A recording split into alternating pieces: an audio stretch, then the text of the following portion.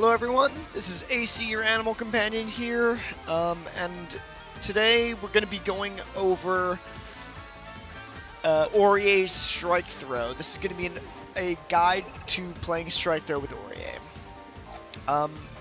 I did a video and a guide earlier on Orie's block strings, and a big part of what I said Orie's win conditions are doing re-dashes after certain moves under pressure into a strike throw situation. So that's a big win condition. Then we need to kind of talk about what strike throw is and how to actually win the game after these redashes. So I'm gonna go.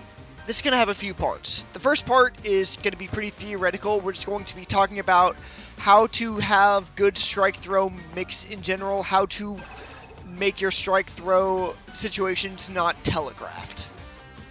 Then I'm going to do my best to demonstrate a lot of the throw OSs in Undernight, and after that I'll go over some of Orie's best OS crush options.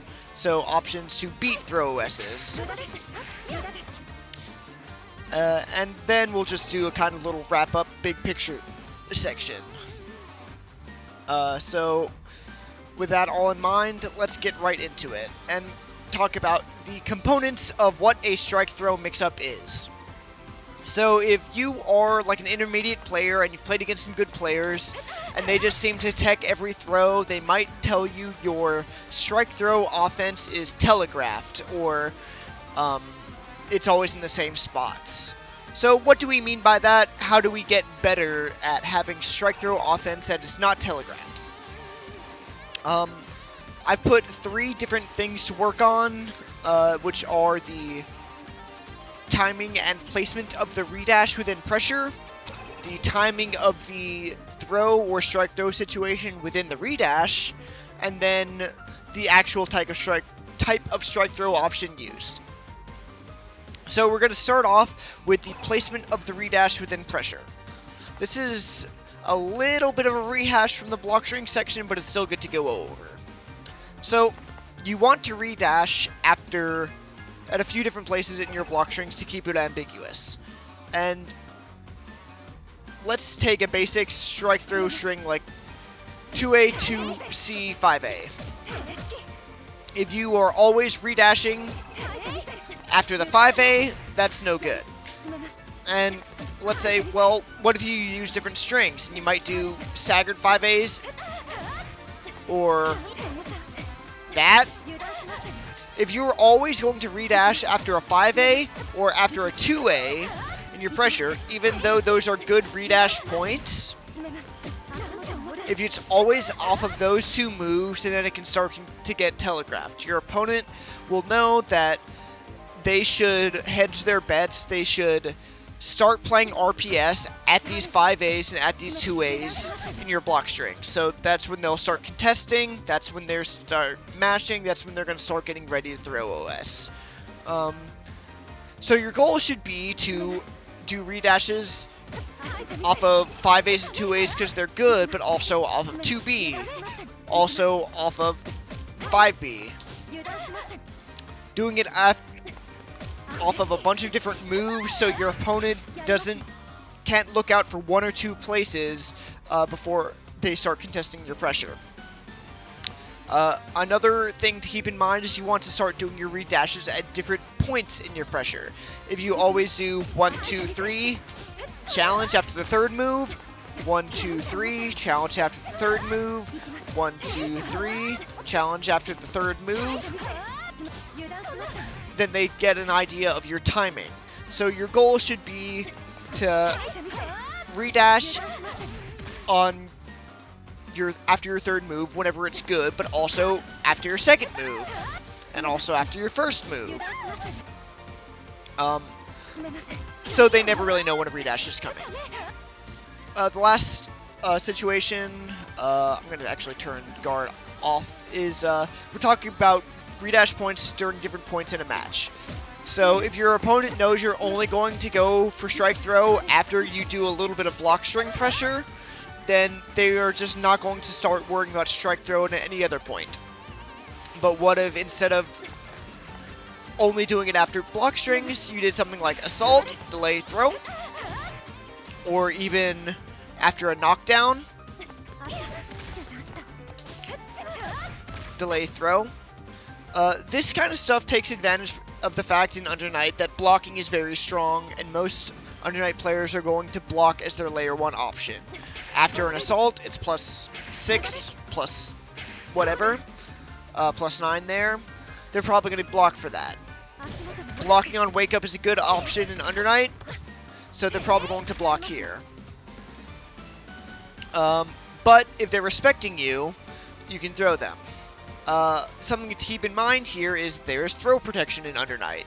After they block something, they have to leave block stun for 8 frames before you can throw them. And it's the same thing on Wake Up. You see how I try to throw there, it just misses, they're in throw protection. So you have to wait for the 8 frames, and then throw them.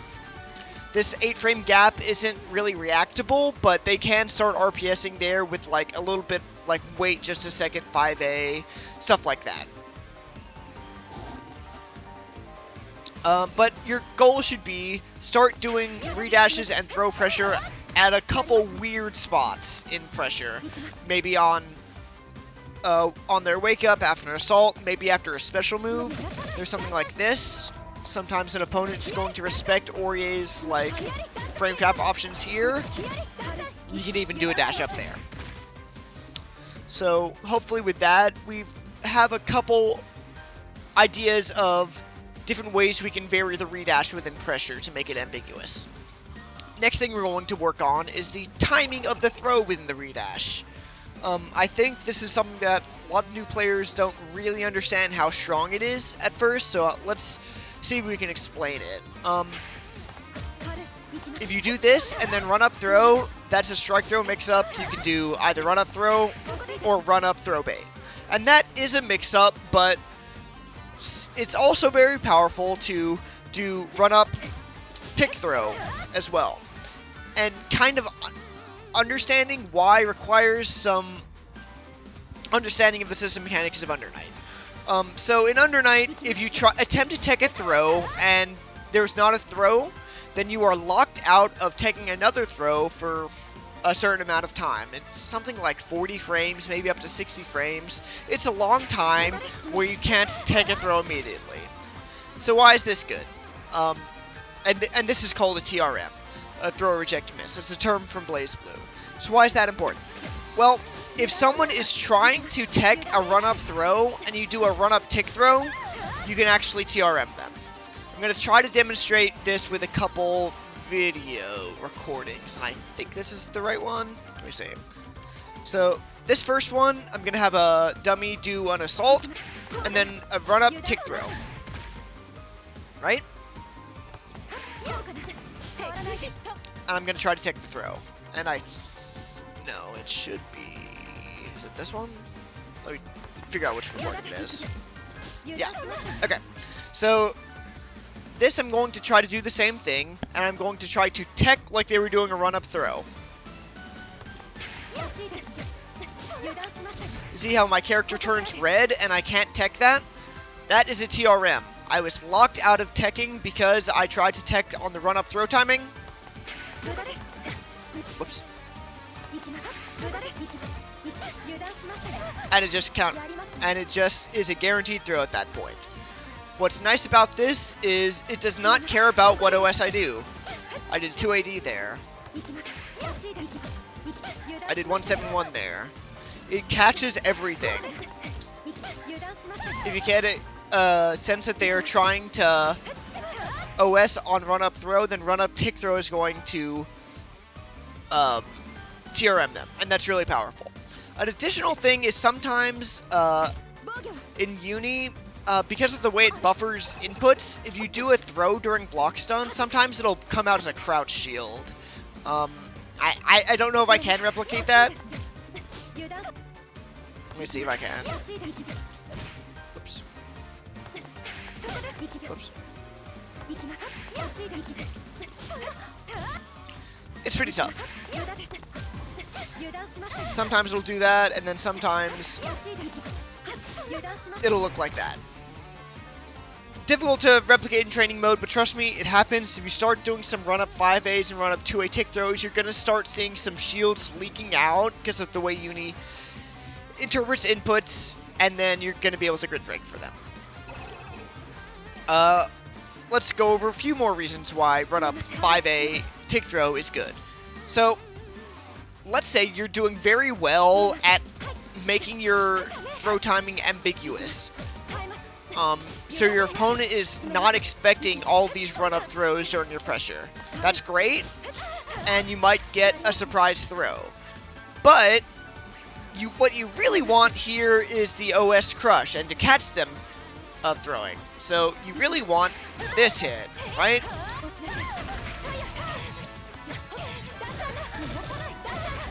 That's going to be almost 2,800 damage, whereas throw is just 1,500. So if you do a run-up 5A, it kind of signals to them, oh, they're trying to tick throw me. I should OS now. And then you can get your, throw bait.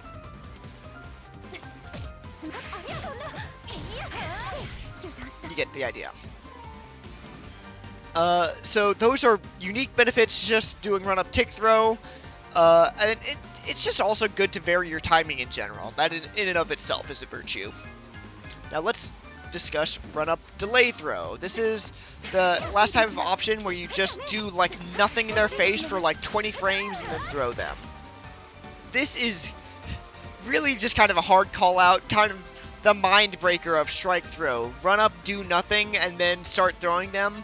It's gonna start incentivizing them to mash. This is a mind games option, and it's good to use very occasionally. Okay, and the last component of a strike throw mix-up is the type of strike throw option used. So obviously, you can do either throw or strike, and that's a mix-up, but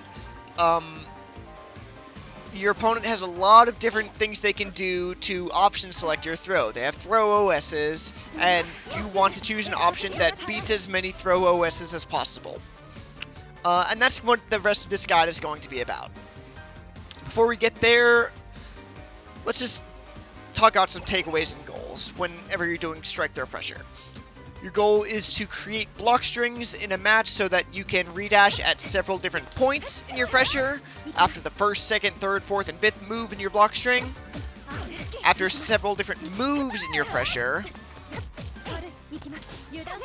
And then you want to do redashes at several points in the game. Whenever you do a redash, you want to do run-up throw, run-up tick throw, and run-up delay throw. All those are nice. Next, your goal should be to use throws enough to get them to start teching the throws and start using throw OSs. And then once you do that, you can start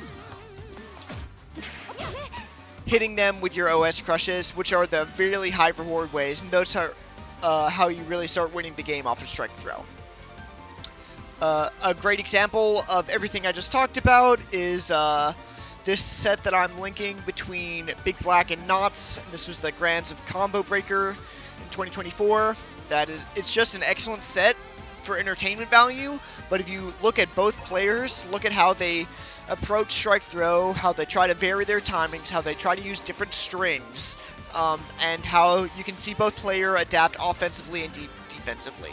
It's a great watch, I recommend it. Alright, give me just a second.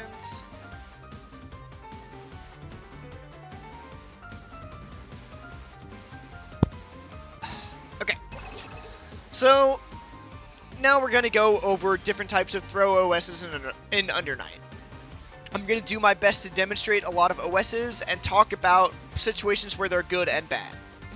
Keep in mind, each of these throw OSs can be done at several different timings. You have 12 frames to take a throw in this game, so you can do techs at early timing and late timing. And some of them are better early, some of them are better late, some of them you can do it either. It's just something to keep in mind. The first throw OS that we do is Stantec 1AD, or 4 AD. Most button directions and AD will get you a stand tech. So this is the most common type of throw tech in the game, where if someone thinks you're going to take a throw, they try to stand tech. Right? They try to stand tech. There. And it leaves you standing, so if you're crouching and you do this, you stand up, and then it has a lot of recovery. 30 frames to recovery, but thankfully it is not counter hit recovery, it's normal hit recovery.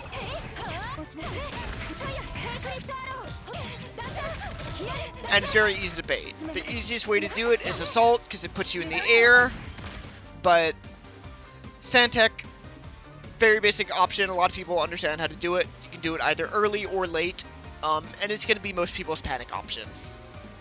I'll show a couple different recordings now, just to give you an idea of how we're going to think about throw OSs. So this is our recording from earlier, run up kick throw. This is run up, just block string. And this is run up, assault.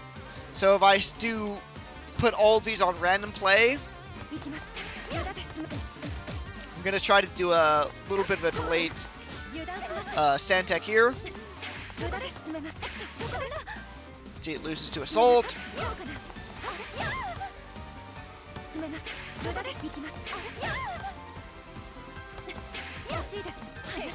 And it takes a throw. So that's stand tech. Pretty straightforward. I think most people get how that one works. Next one is 2 AD. So if you press down in AD instead of down back in AD, you get 2A. 2A is a lot faster, a lot less committal than stand tech. You can still get punished for it, but it's another universal option that's a little bit less committal than stand tech. Here's how that looks. Another thing with 2AD is you can do it either early or late. This one is better if it's done early.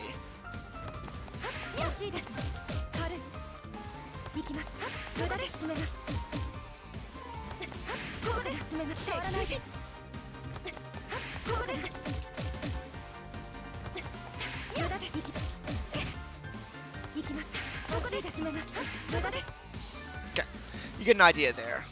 You see how I was able to detect the throw, I was able to block the block string, and then if they did assault, since I did the 2A early, I was able to do it and then recover in time to block the assault.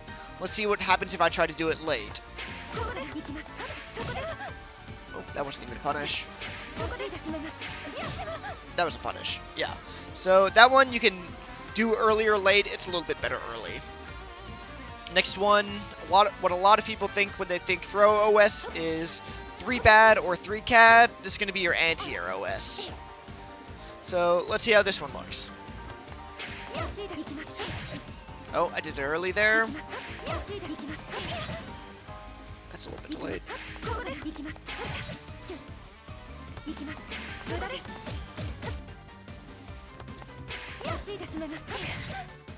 I think I need to redo these recordings.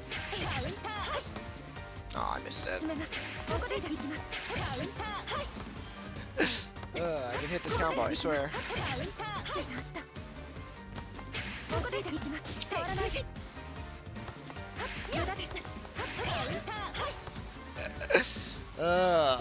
Here, we'll do this so I can actually hit the combo. There.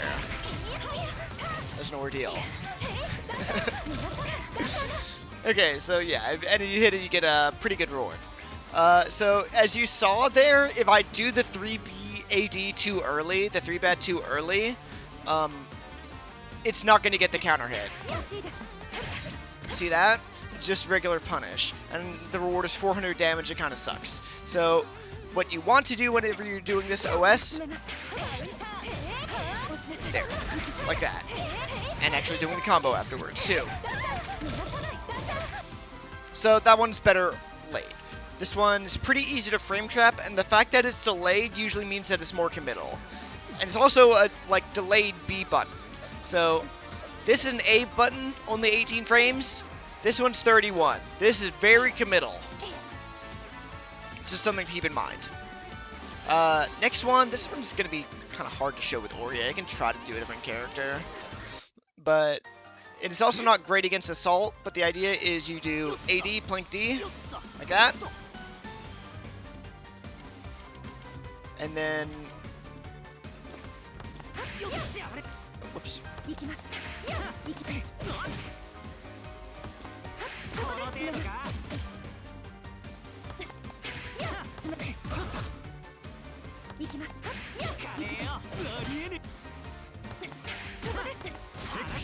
There.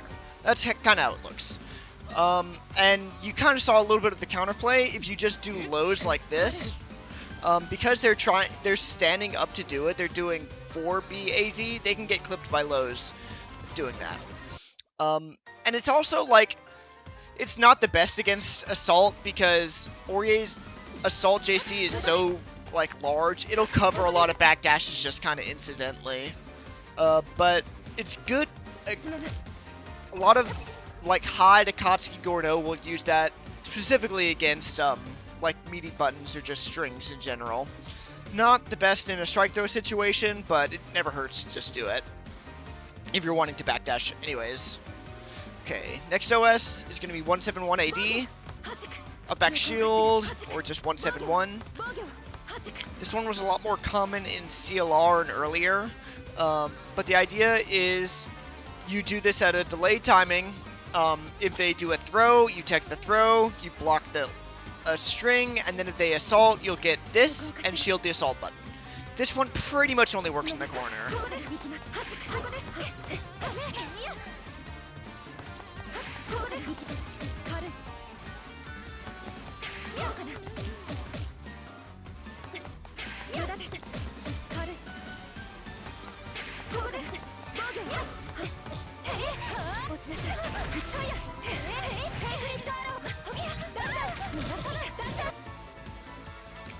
And obviously if they throw tech, got it. So that's what 171 looks like. So there's going to be a lot of jump OSs which have pretty similar counterplay to all of them. If you do a lot of low frame traps, that can cut the jump startup, and that seems very good. But what you want to be careful about is doing redash lows. So this string I just did, which is staggered 2 ways into like a 2C, that is good to catch jump startup. What is not good is doing 2A dash 2A dash 2A. These redash lows are pretty vulnerable to a lot of jumps because they can just, they're going to be in the air and avoiding the lows really quickly. So if you're going to start redashing and you know they're trying to do a jump OS, a lot of the times it's better to redash with a 5A, even a 5B, than it is to redash with a 2A. Also for 171 in particular, if you just like do nothing and you just see them do this, they're probably going to die. You can just hit them with the ground normal and grid break them and get a massive hit and do massive damage. It's really bad if you baited it. Okay, next one, this is a cousin of 171 AD. So instead of doing 171 and then air shield, we're going to do 171 into CAD. Orie doesn't have the best one of these, but if I go to someone like Hilda, whenever she does 171 CAD, she gets dive kick. Let me see if I can... Yeah, it doesn't interact super favorably against Assault, as you can see there.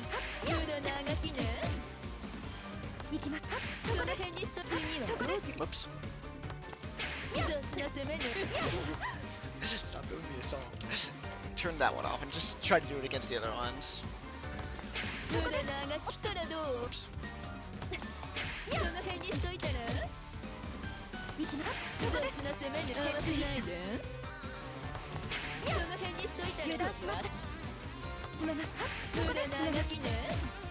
And then if they try to do something like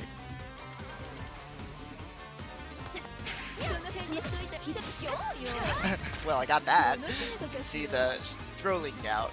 But if they don't do directly a throw, or they do get staggered, you'll get dive kicked out of it, and then everyone's been hit by Hilda dive kick, and just like Hated life. Extremely low reward, or high reward option. You're taking a lot. Okay. So that's Dive Kick OS. And Orie also technically can do, like, this with her, J2C, which is an okay option. It can also, like, run up, or, like, line up pretty well against, Assault even, depending on the spacing. That was probably a little early.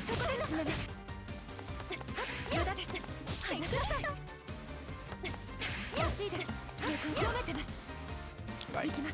The OS right.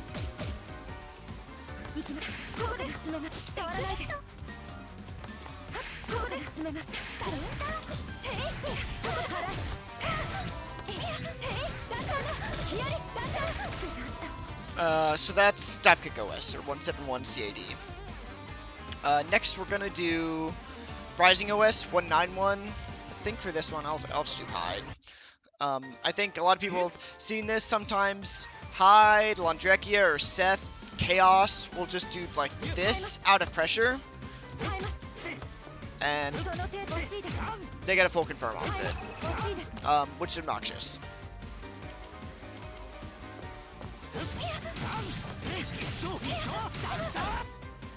You guys know how that goes.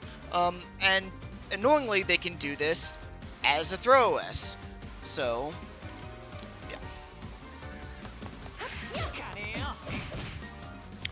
As you can see, so vulnerable to lows.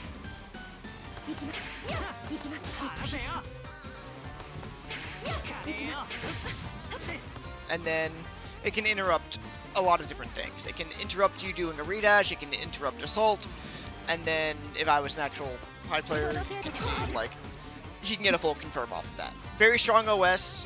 You can do it at a lot of different timings.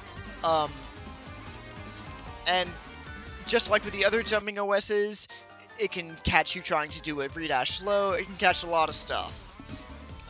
Really dangerous to look out for. You pretty much just have to do tight frame traps to, like, really stop them. Oh gosh. Next one is Dash Block OS, which I'm horrible at this one. I'm gonna describe what you want to do. So, Dash Block OS is you do a dash block and then Plink D, like that.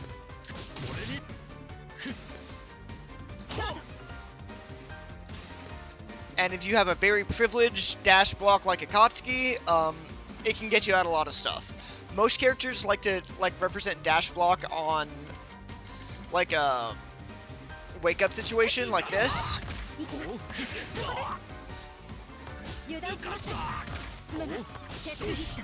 And that's what it looks like.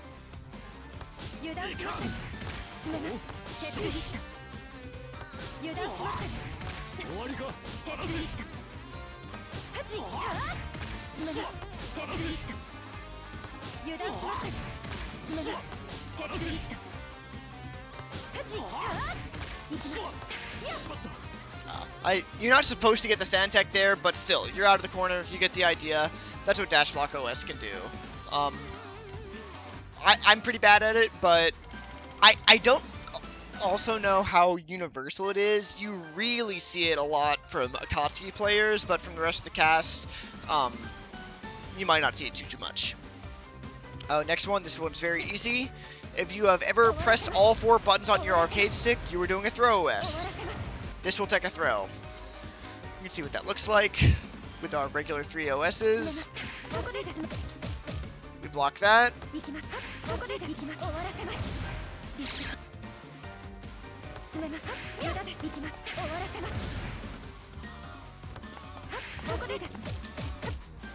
And if they do a throw attack, that takes a throw. This is when I have 30% health, but if I have over that, you get VO. That's a throw OS. These are obviously very high risk, high reward, and they require meter.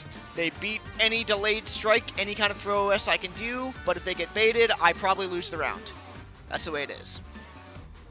Next one, we'll do delayed button OS.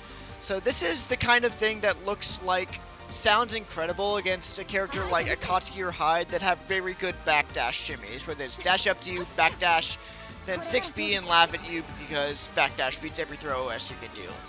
You can do something like 2C delay AD, like that, and if you time it correctly, it will still be a throw OS.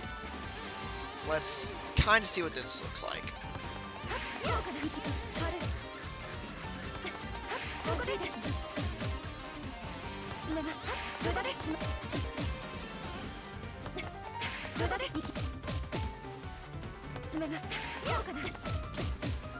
Come on. Signed it there.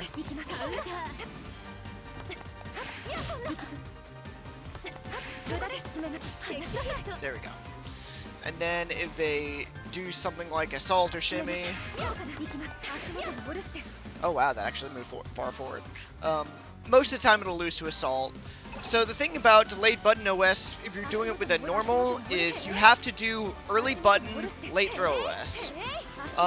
Which pretty much means that it loses to both things that beat early mash and things that beat late OS. So it's extremely committal. It's not that useful for a lot of characters just because it's so hard to guarantee it. Where it is good is where characters have a broken force function OS. So Hyde has 2FF. This is the best move in the game. If you didn't know, it's the best move in the game. And he can throw OS with it. This is... Do I have my butt recordings on? Yeah. Gets full confirm off that. So OS is the throw. It beats assault, it beats backdash. Special cancelable on block, even at a delayed timing.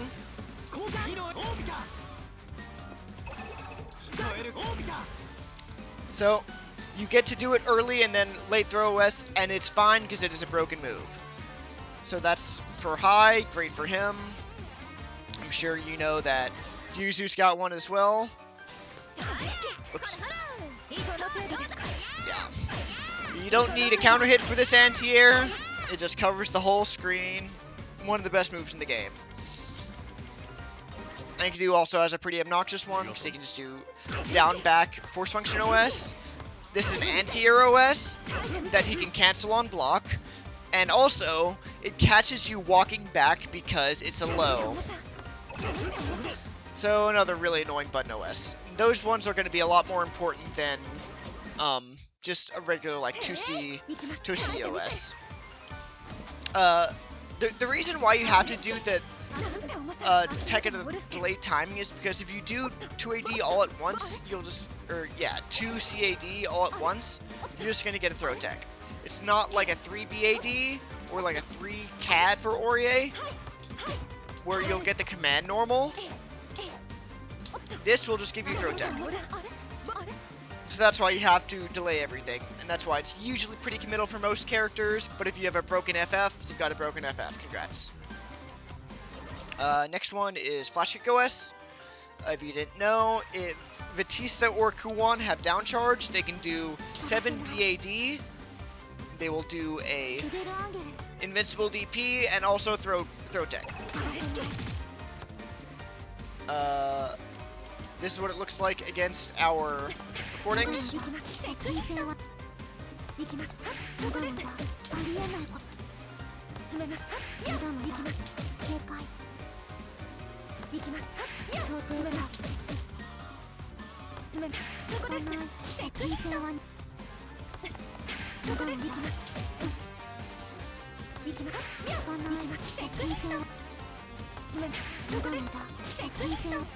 And I'm just going to show the assault one.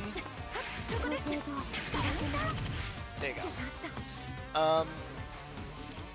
So this one is kind of interesting. The most important dynamic is they're OSing with the DP. The best way to do it is to do this and then block, and if they DP, you kill them.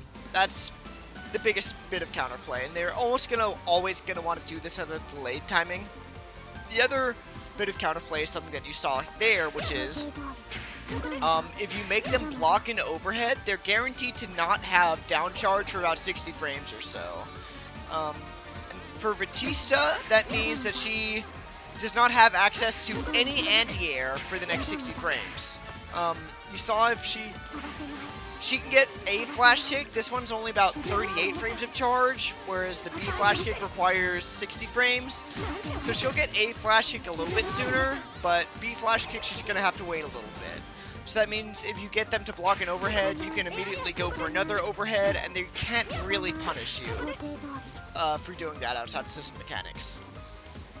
Of course, that isn't really the case with Kuon, because even though he has an extremely good flash kick, which is massive, he can do that on whiff. Even when he does not have down charge, he has one of the best anti-airs in the game. So, good job, Kuon. What's the last one? Oh, special move OS. Yeah. So, Akatsuki can throw OS with 2 and 4 AD, Eitatsu and throw OS.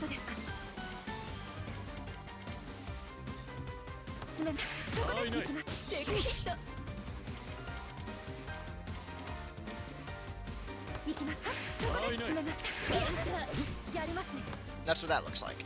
His is pretty committal, because it's slow, it's 11 frames, but it's not the same as this move. This move is 7 frames, low crush, this is our best starter, safe on block, extremely obnoxious move, and she can throw us with it. That looks like...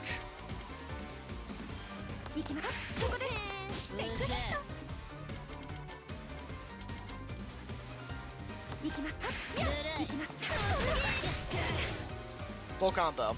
She can do that at early or late timing. This is an obnoxious OS to deal with. Okay. So those are all the throw OSs that we want to think about.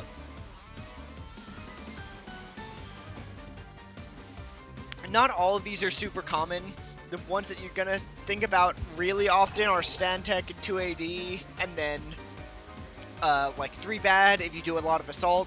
But the rest of them are like kind of character specific, or your opponent just has to kind of like them. So let's go over Orie's OS crush options. I think I mentioned earlier, there's not really a single OS that beats every single... there's not really a single option that beats every single OS your opponent wants to do. The closest we have is Frame Trap. So in this game, every single OS can get Frame Trapped. In Uni 1, back in CLR, if you did 1AD, it would give you Crouch Shield, that would beat Frame Trap. But in this game, nothing does. Everything loses to Frame Trap. Unless it's like a Flash Kick or VO or something. So, let's go over a couple really good Frame Trap strings. This one can be pretty difficult to demonstrate, but I'm going to do my best. I think it is... this one?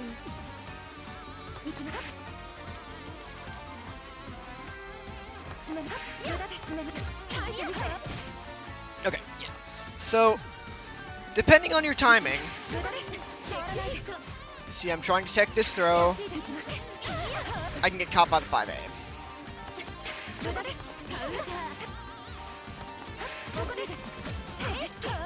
Sometimes also the 5C can catch me. The 5A, 5C is a 1 frame gap.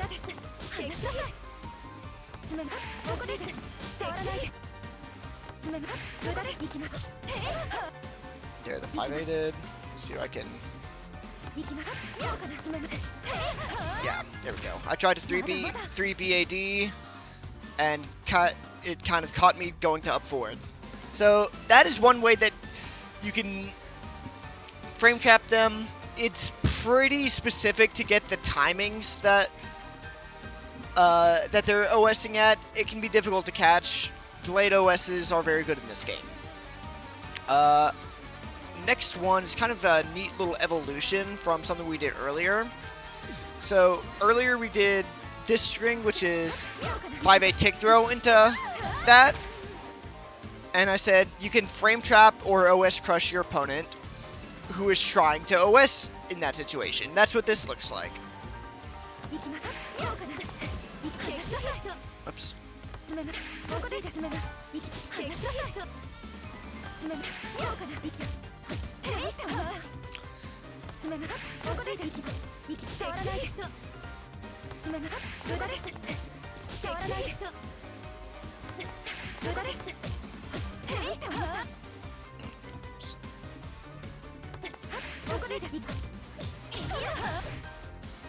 See, that can also catch frame traps. It can also frame trap your OSs.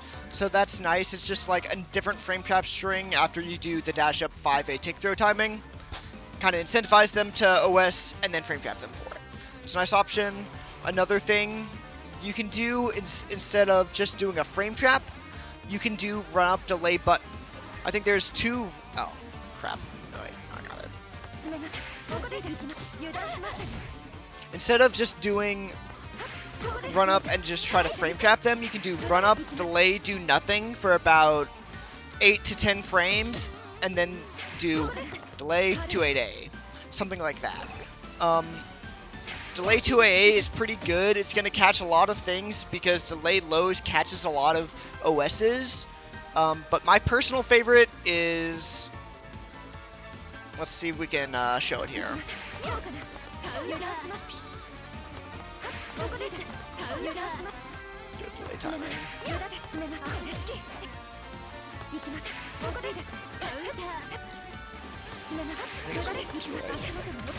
2C.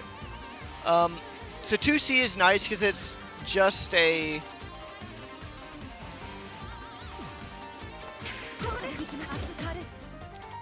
Two C is nice because it's a 9-frame move, and it's really nice timing to call out an early tech from your opponent.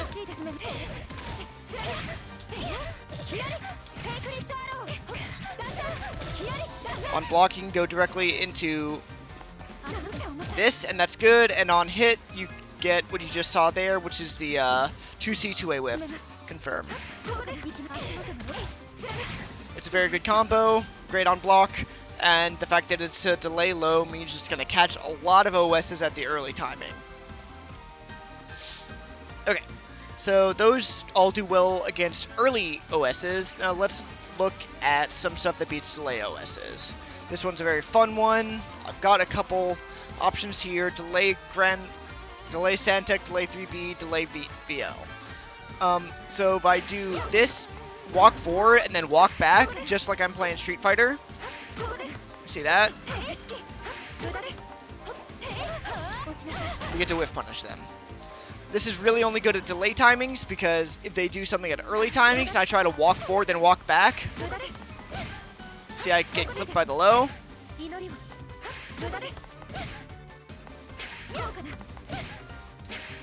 Different option. I can also get thrown out of it. So those are both very good against delay tech, horrible against early tech, but it feels very nice to walk in their face and do that to people. It's a great feeling. Also, like, a dynamic is these are very committal tech, so if you start conditioning them to go for committal techs, then you can do walk back and shimmy them for it. It's pretty cool. Another very basic one, probably everyone's first throw OS crush, is run up assault. So for assault, you want to get point blank and then just do an assault at them. That way that you can punish a lot of what they're doing. This is something that I think a fair amount of people struggle with, where they go for a redash maybe off of something like 5B and then just immediately assault. That is not an OS crush, because they are not OSing right here, they're OSing right here. So you gotta commit to the dash, get all the way to their face, and then dash up to do the assault, and it's an OS crush. It's mostly best to get stand tech, to be honest. As we saw, crouch or 2AD if you do it at an early timing. they can do the 2AD and then still block the rest of it. And obviously, if they get a clue that you're doing a lot of assault, they can 3v8 you. Doesn't mean this is a bad OS. In fact, I think it's one of the best to do early because, first of all, it's very easy to do. It's like a 30 frame move, it's pretty safe, and if they block it, you're wrong. They're not throw OSing and they're just blocking. You're +6 in their face and you get to keep running pressure. So good situation on block, pretty safe, pretty easy, but it is vulnerable to anti-air OSs and obviously something like VO. Flash kick, etc, etc. So it's a good thing to know, but is vulnerable to a lot of these delayed OSs that specifically are going to beat strikes. Additionally, the combo for being right with a assault is not great.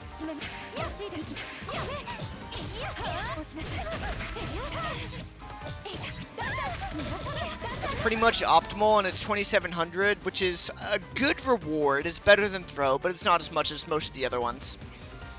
Okay, next OS crush option is going to be get up in their face, TK A stand. This move is about 20 frames startup because it's 16 frames in the air, 4 frames of jump startup, and what you want to do is just get point blank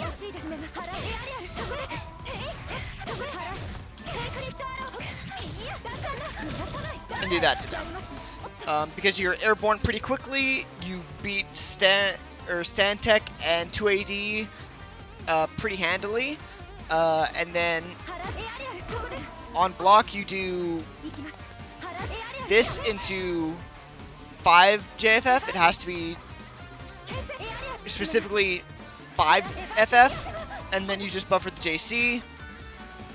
If it hits, you get a full combo, and it's pretty sick. What this is particularly good against is a proper 3-bad. So if they're like really trying to do this and get your assaults,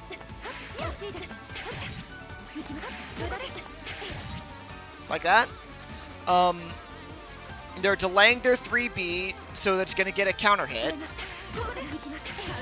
like that. So if you instead do this, you'll counter hit them out of it. And it feels pretty sick to do. There's also a counter hit only combo you can do, which does a ton of damage. It's really cool. The issue is that people are not very good at doing OSs at the proper time. So let's say instead they do it about 8 frames earlier. They're just going to counter hit you. That is a badly timed 3-bad. But sometimes they get rewarded for the badly timed 3-bad and they kill you for it. Really annoying. Also, this move is not the most consistent for combos. It's consistent right here, and it's also consistent about right here, but in between this range, sometimes your FF will just not hit them, which is annoying. It also means that if you really need to be at this distance and they walk back to stand block, it can mess up the combo afterwards. Kind of difficult to replicate in training mode, but start using this OS crush and I guarantee you'll find situations where your JC is just whiffing or the 5A is whiffing because the JC hits at the wrong time. Let's see. I'll do the corner combo because the corner combo is cool. Let's do guard all.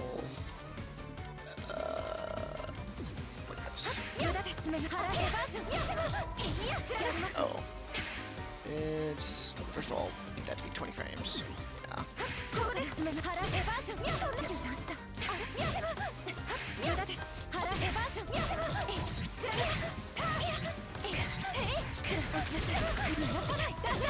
There you go. Cool corner combo for you guys. So, that's one option. I think that one's a little bit inconsistent, and I don't also love this situation on block, because if they stand shield this, you're in trouble. stand shield or anti-air you if they're really on point, and I don't want to be doing that constantly on block. This next OS crush I think is a lot better. That's run up 2FF. So it's the same kind of principle as the last one, but you do that. Where this one is different is that it's very safe. It's a lot harder to get interrupted through this. It's always going to smoke your Santex, and it will usually beat delayed 3-bat as well. See, good against Stantec.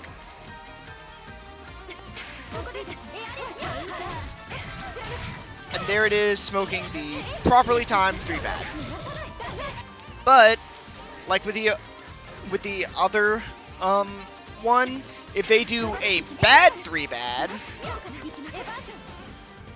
let's do 10 frames. Like that.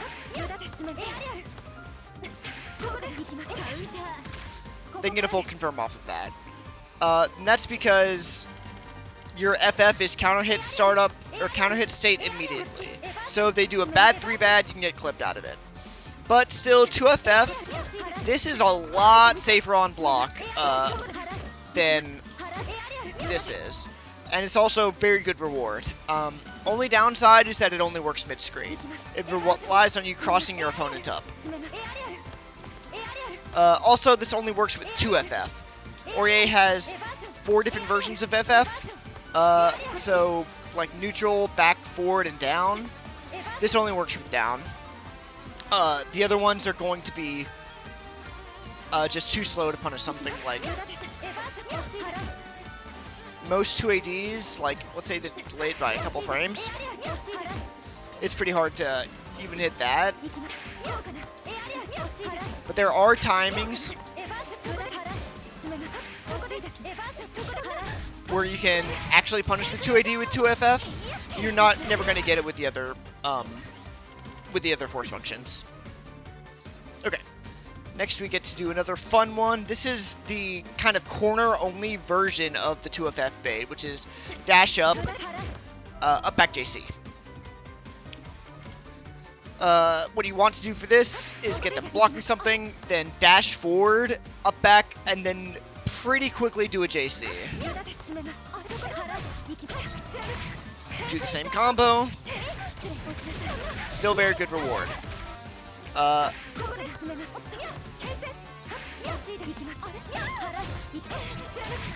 What's also nice about this is it is a great situation on block.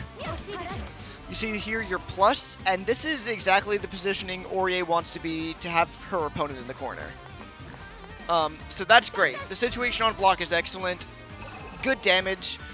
Pretty easy to do. The issue with this one is your JC is going to whiff on crouchers, as you see right here. Most people will stand up once they realize you're jumping, but if they're just crouching, it's gonna whiff on them. That means that stuff like 2AD, you're never gonna hit it. You cannot punish 2AD doing this. And that sucks. To make matters worse, every timing of 3B, every timing of the anti-aero S is gonna smoke you here. Full combo. Also, whoops. VO hits you too. And of course you can do something like, and just like punish the VO, but that's a hard read. So this one is a good OS crush in the corner, but it is a lot more vulnerable to both 2AD and to 3-bat specifically. Okay, next one is, give me 1 second.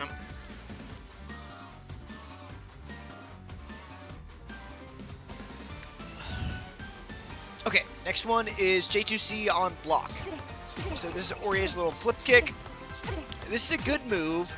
It definitely has some good applications in pressure, but it's not perfect. It's got a couple flaws. So let's go over why it's good. Why it's good is it is good on block and it's always safe. but it can be 0 on block to, like, it can even be +1 if you space it perfectly. Yeah, there's +1. And that means that you can, like, continue pressure afterwards, and then if they mash, you can do that. And this is a frame trap for mashes, and it's also + on block. So if they do, like, an immediate mash, so that's nice. The issue is that against crouchers, this string is not super consistent. You can see right here on block, it's just going to miss a fair amount of time. The J2C itself will miss on if your opponent is crouching a lot. And then there's a pretty big dead zone, like, anytime she does it, like, right here. What's also annoying, if they start trying to throw OS with the 2AD. If you aren't hitting them counter hit, and you're trying to rely on that, then that can whip, and it's pretty annoying. It does pretty well against Stantec, but, you know, most things do. Because Stantec makes them stand up, and they always get hit. But if they start doing 2AD, or sometimes even 3BAD,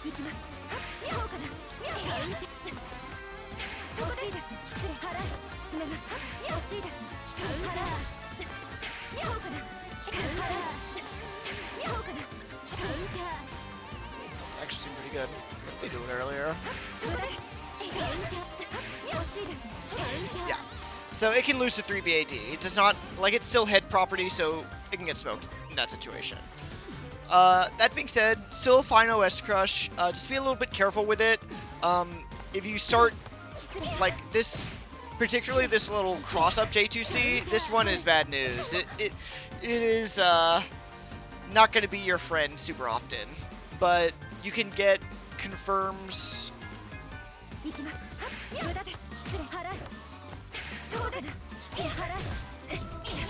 Like that.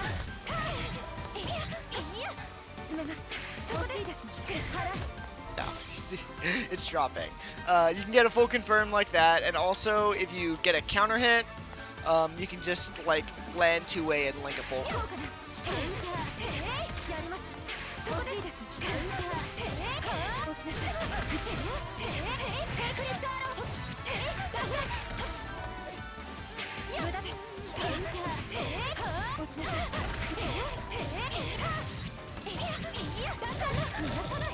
There, 3.3. So it is pretty good reward. You can also do, like, a side swap route, which is pretty sick. For the counter hit J2C, side or same side, so it's a neat option to have, but it is going to be a little bit inconsistent, and I want you to just be careful for its dead zones. Next one, this one is mostly just a cute option. You see Hyde and Akatsuki doing backdash shimmies. It's like, what if Orie had one too? And that's where you do this. So the idea is if you do a perfect backwards J2C, it's 23 frames. And that's about the length of a really good backdash. So you get them like that. It feels very cool to do, but this one is also not great against 2AD and 3BAD. The big thing is, like, the characters with good backdash OSs can pretty consistently punish 2AD, but Orie's, you have to be, like, flawless to get it. That 3B whiffed, but there are spacings where a lot of OS anti-hero OSs will just hit you because you're not invincible. Like, Yuzu2FF is going to smoke you. It's also very difficult to get, like, the spacing and timing correctly to, like, ever punish 2AD with this. See? That was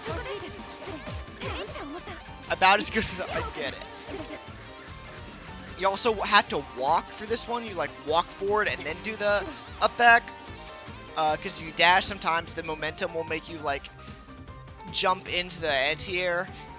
This one's inconsistent, mostly just being very cute. Okay, and the last OS crush we've got today is this is going to be 3C. This one is near and dear to me. So if you don't know, Orie's 3C is a really interesting move. It is airborne frame 4, low invuln frame 8, and then the move itself hits on frame 16. So why is this good? This is good because it's off, like, airborne so early, it will just immediately start beating early techs. You do this, and it's immediately going to beat stand tech into AD. Let's look at its reward.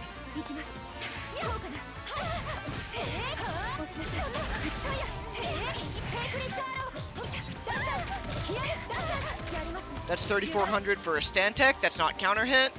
Counter hit.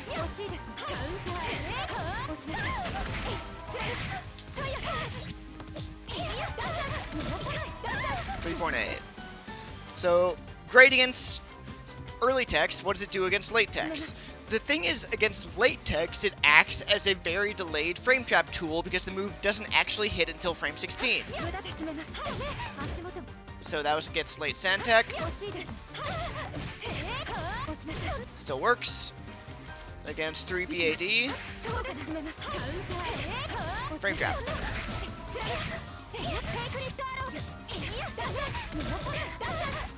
So pretty much this is kind of like phone on 66B at home. It's just one of the best OS crush options she have. It's gonna beat pretty much anything they do at one timing. All you have to do is learn the link there. The catch is that on block, it's -3. It is -3 when you're spaced like this, so that it's a good OS crush. It's always going to be negative on block, and you're going to be in their face, and they're going to be able to take their turn back. So, this is a hard call-out OS, but it's a really good one, because it beats pretty much everything, and every one of your options is very high reward. I recommend learning this, using it, but just be prepared that if you're wrong, it's not your turn anymore. You gotta block some. That's not a huge deal, though.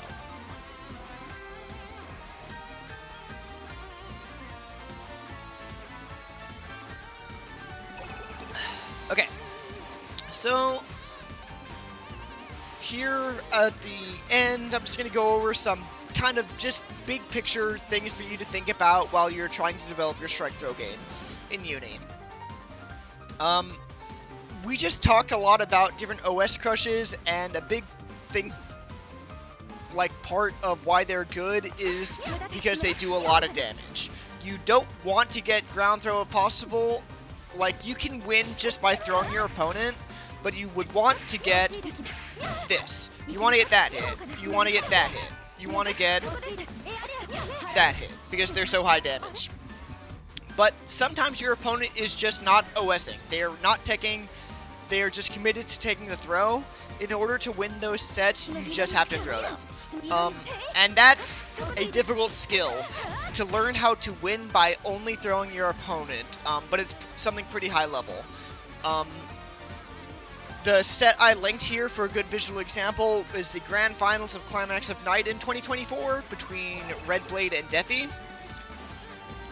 Watch that set. For the first 4 games, I think Defi takes maybe 4 throws and takes something like 15 throws. He's just committed to taking the throw against Wagner because her strike throw is really scary and he knows he can't contest it.